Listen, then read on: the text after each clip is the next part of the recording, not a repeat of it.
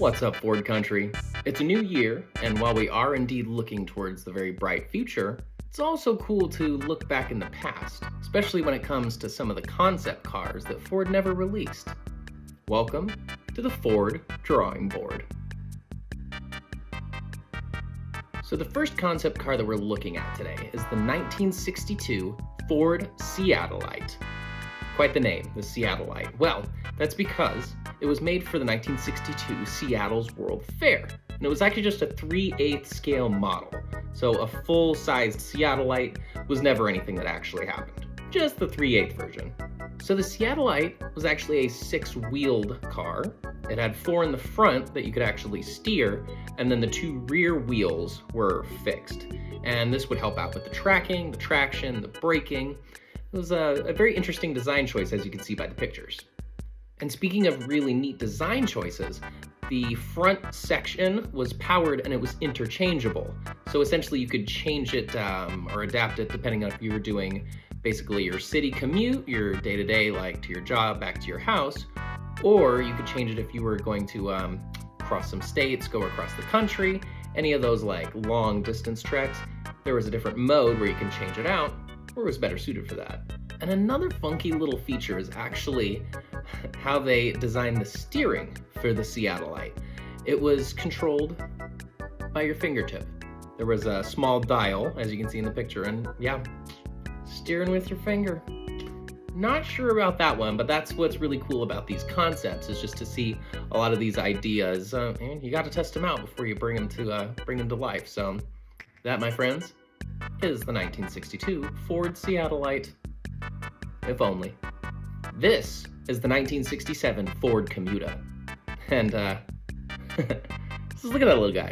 Just look at him. The Commuta was actually an early prototype for electric vehicles, which nowadays in 2024 are a lot more common, with Ford and their Mach-E. Of course, you see Rivians on the road, the Teslas just about everywhere. But yes, the Commuta was a very, very early prototype. Obviously 1967, we hadn't really gotten too much into the electric vehicle game.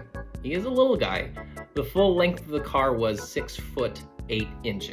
So it was less than half the entire length of your standard Mustang at the time. It was so small, in fact, you could fit 3 of them next to each other in a single standard parking spot. Now, when I mentioned that this is an early prototype, definitely very early. The Commuta was powered by, it was 4 12-volt batteries, and it worked off of lead, and we all know that that's real good for us. And as far as the batteries go, on a full charge, you would get, brace yourself for this one, you would get a range of 37 miles, full distance, while going 25 miles an hour. So clearly, little guy could cruise. And speaking of speed, the max speed of the Ford Commuta was topping off at about 37 miles an hour. So yeah, you could imagine draining those 4 lead batteries pretty fast.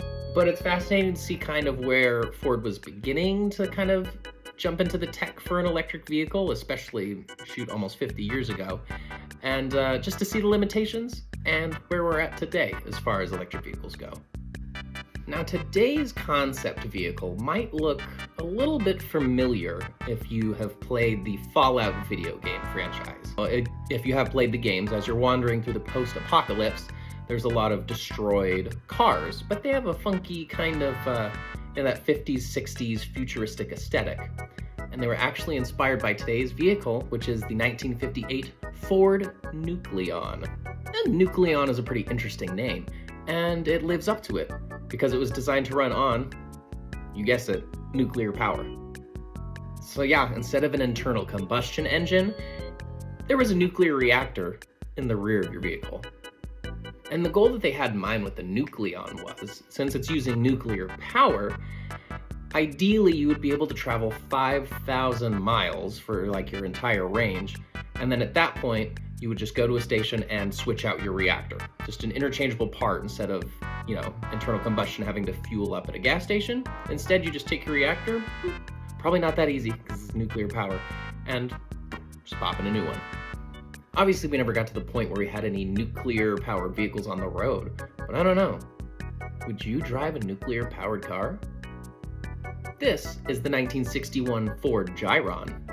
Now, the brains behind this operation are very interesting people indeed. So the designers, one of them was Sid Mead, who later on, about a decade or two later, he would end up being the set designer for Blade Runner, which you can definitely see that kind of aesthetic with the vehicle.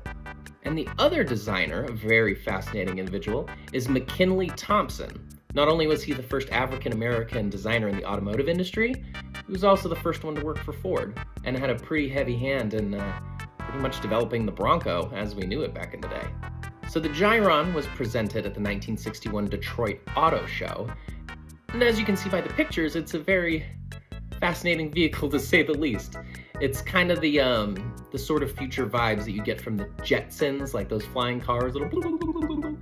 And yeah, the Gyron, well, it was stabilized by gyroscopes, hence the name, and it was a two-wheeled vehicle.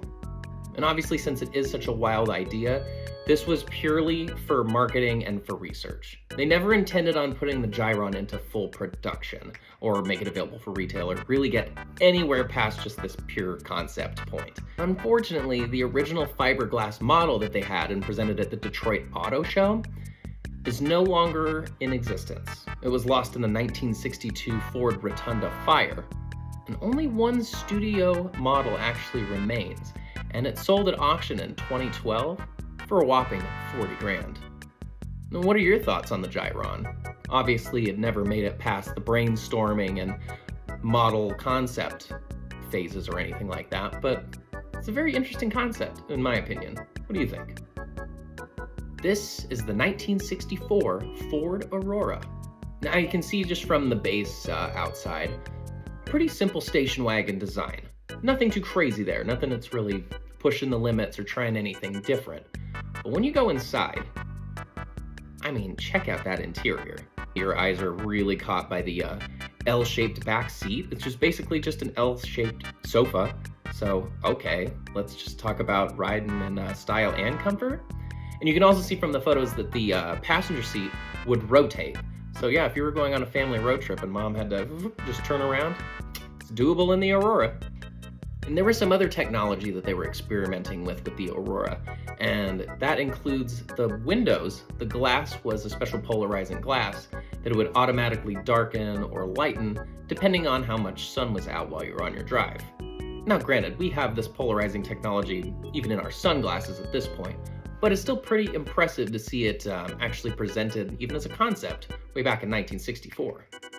Another interesting feature that the Aurora kind of brought to the table was a very early kind of prototype of an analog navigation system, which at the time, I mean, back then, road trips, you better have your map and you better have your path actually drawn out on your physical paper map. So it's really neat to see an older car concept kind of bringing these navigation ideas, tech-wise, to life. And I mean, come on, I can't get over that L-shaped back seat. I just want to kick back and hang out back there. Like, how does that not look like a life of the party kind of vehicle? This has been the Ford Drawing Board. If there are any concepts or Ford prototypes that you'd like to see featured on the show, let us know in the comments. Thanks for watching.